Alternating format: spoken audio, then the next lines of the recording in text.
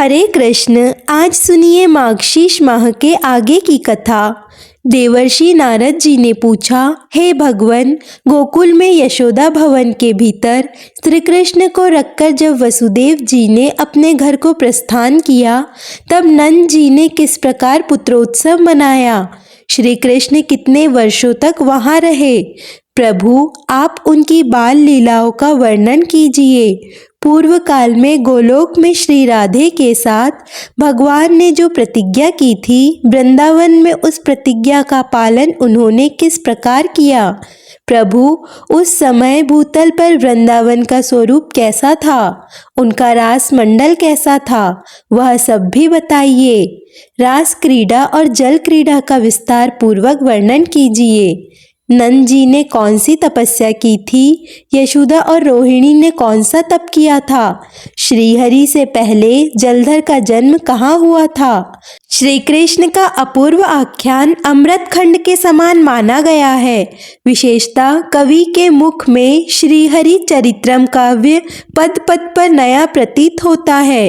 प्रभु, आपने ही यह वर्णन किया है कि आप दोनों नर और नारायण श्रीहरि के चरणों में विलीन हो गए थे।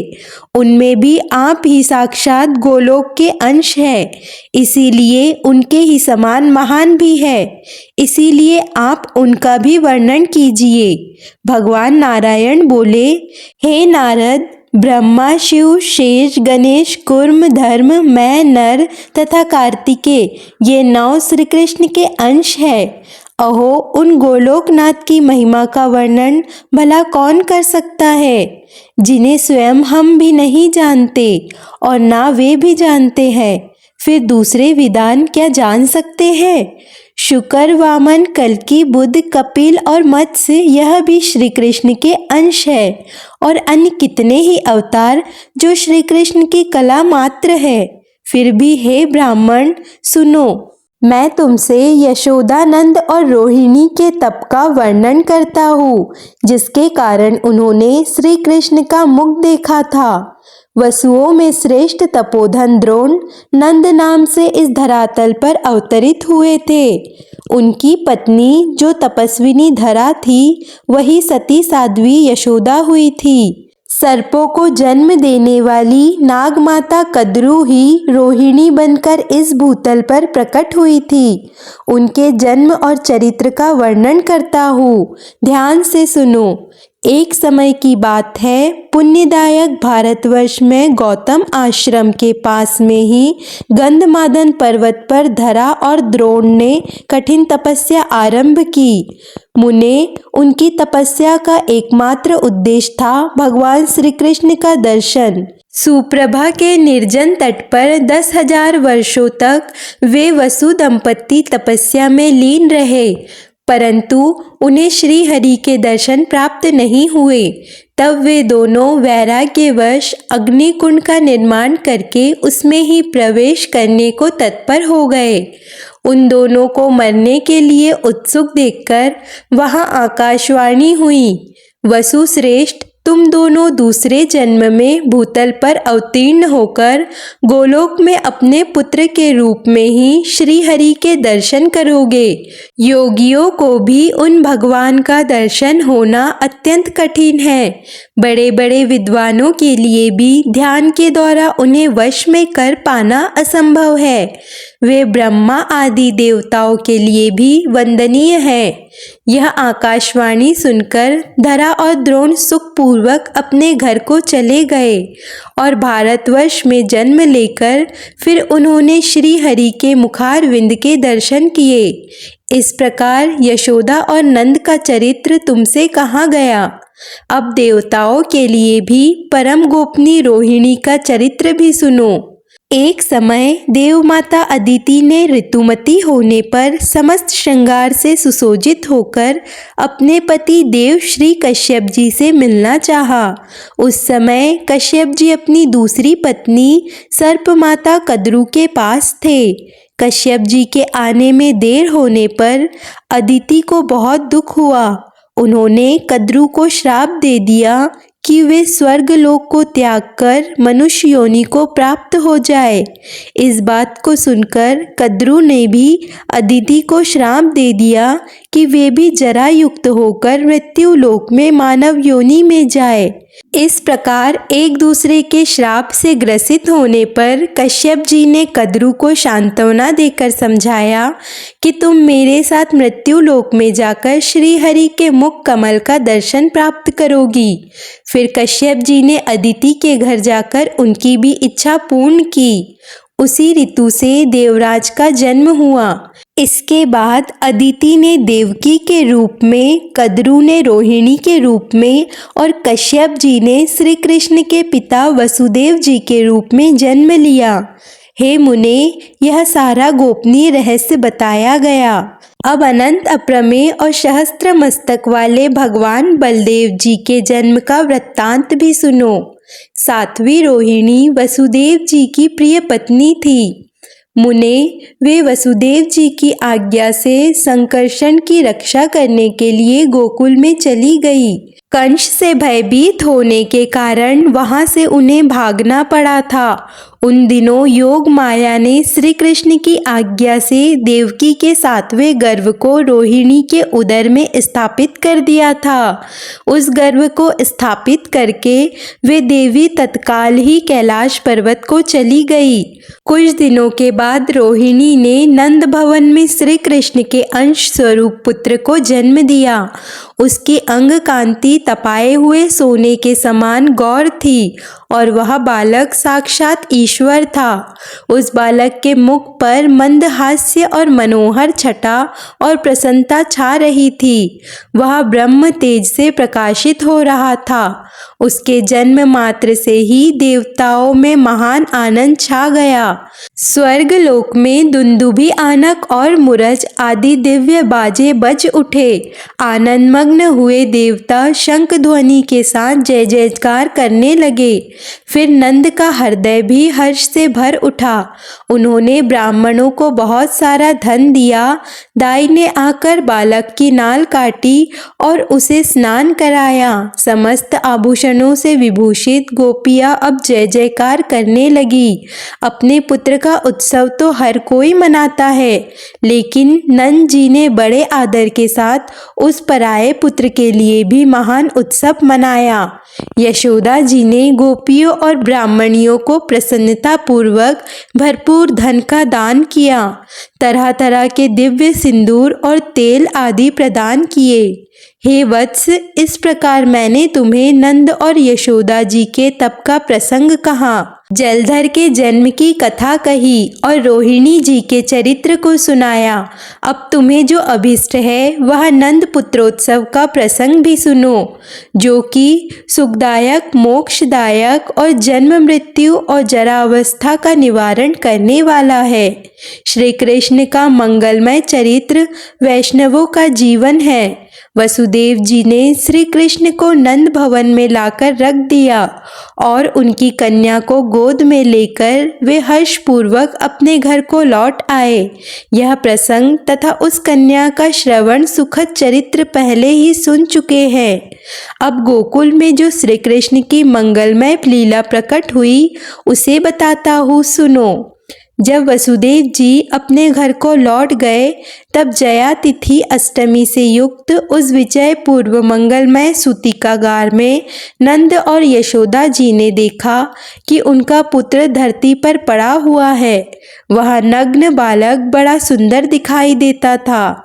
उसकी दृष्टि घर के शिखर भाग की ओर लगी हुई थी और उस बालक का मुख शरत काल की पूर्णिमा के चंद्रमा को भी लज्जित कर रहा था। दोनों नेत्र नील कमल की शोभा को भी छीन कर लेते थे। वह कभी रोता तो कभी हंसने लगता था। उसके श्री अंगों में धूल के कण लगे हुए थे। उसके दोनों हाथ धरती पर टिके हुए थे और युगल चरणारविंद प्रेम से पुंज से जान पड़ रहे थे। उस दिव्य बालक श्री हरि को देखकर पत्नी सहित नंद जी को भी बड़ी प्रसन्नता हुई। फिर धाय ने ठंडे जल में उस बालक को नहलाया और उसकी नाल काट दी। उस समय गोपियां हर्ष से जय जयकार करने लगी। ब्रज की सारी गोपियाएं, बालिकाएं और युवतियाएं भी ब्राह्मण पत्नियों के साथ सूतिकागार में आईं। उन सब ने आकर बालक को देखा और प्रसन्नता पूर्वक उसे भरपूर आशीर्वाद दिया। नंद नंदन की प्रशंसा करती हुई वे उन्हें अपनी गोद में ले लेती थी।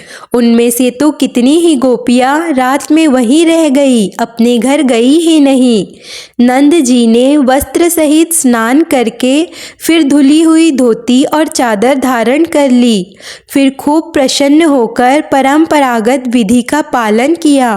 ब्राह्मणों को भोजन करवाया, उनसे मंगल पाठ करवाया, तरह तरह के बाजे बजवाए और बंदी जनों को धन दान दिया। फिर नंद जी ने आनंद पूर्वक ब्राह्मणों को धन दिया।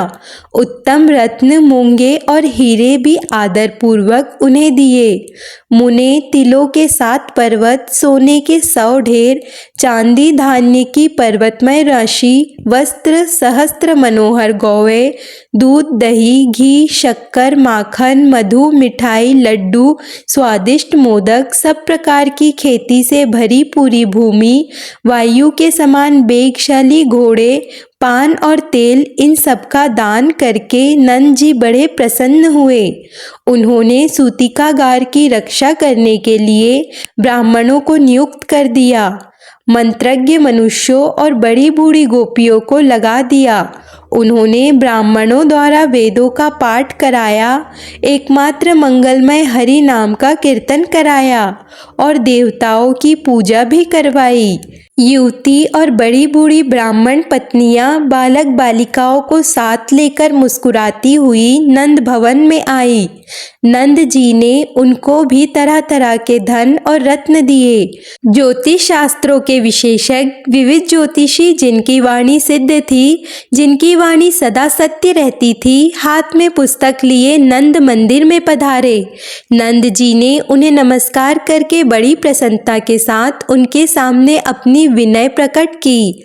उन सब ने आशीर्वाद दिया और उत्तम बालक को देखा। इस प्रकार ब्रजराज नंद ने सामग्री एकत्र करके अपने पुत्र का उत्सव मनाया। ज्योतिषियों द्वारा शुभाशुभ भविष्य का प्रकाशन करवाया। वह बालक फिर नंद भवन में शुक्ल पक्ष के चंद्रमा की तरह दिनों दिन बढ़ने लगा।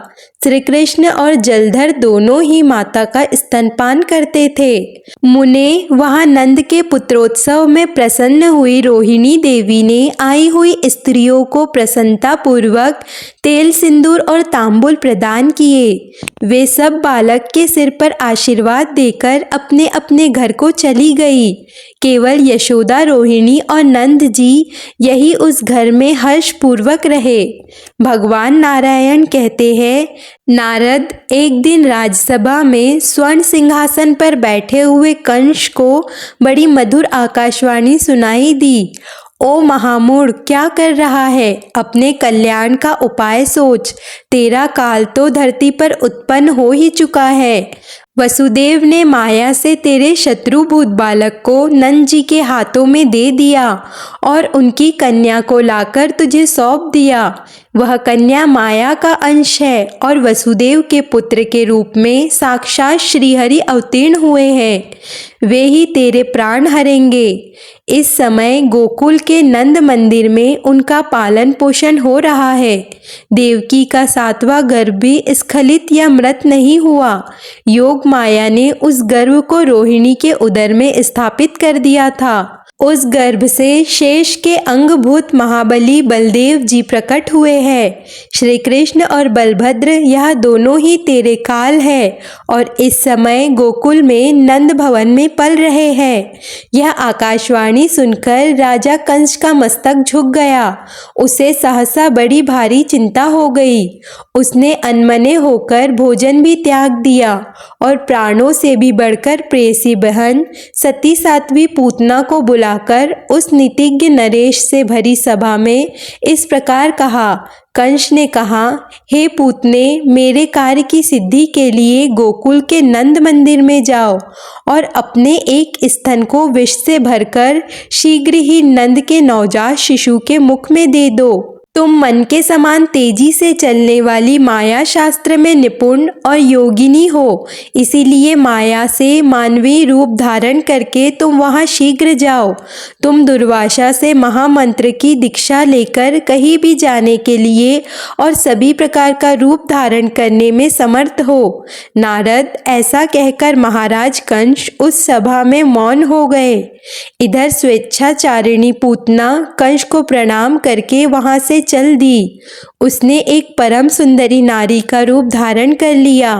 उसकी अंग कांति तपाए हुए सोने के समान प्रकाशित हो रही थी। तरह तरह के आभूषणों से वह सुसज्जित थी। मस्तक पर मालती की माला से अलंकृत केश धारण किए हुए थी। उसके ललाट में कस्तूरी की वेदी से युक्त सिंदूर की रेखा शोभा पा रही थी। ब्रज में पहुंचकर पूतना ने मनोहर नंद भवन पर नजर डाली। साक्षात विश्वकर्मा जी ने दिव्य पत्थरों द्वारा उसका निर्माण किया था। इंद्रनील, मरकत और पद्म राग मणियों से उस भवन की शोभा बड़ी ही दिव्य हो रही थी। सोने के दिव्य कलश और चरित्र शुभ शिखर उस नंद मंदिर की शोभा बढ़ाते थे। मोती मणियों के पारणमणि और रत्न आदि वैभव से घिरे हुए उस भवन में स्वर्णमयी पात्र और गढ़े बड़ी भारी संख्या में दिखाई दे रहे थे। करोड़ों गौवें उस भवन के द्वार पर शोभा बढ़ा रही थी। लाखों ऐसे गोप वहां पर विद्यमान थे जिनका भरण पोषण नंद भवन में ही होता था। तरह तरह के कार्यों में लगी हुई सुंदर दासियां उस भवन की शोभा बढ़ा रही थी। सुंदरी पूतना ने अत्यंत मनोहर वेश धारण करके मंद मुस्कान की छटा बिखेरते हुए वह अब नंद मंदिर में प्रवेश कर रही थी। उसे महल में प्रवेश करती देखकर वहां की गोपियों ने उसका बड़ा आदर किया।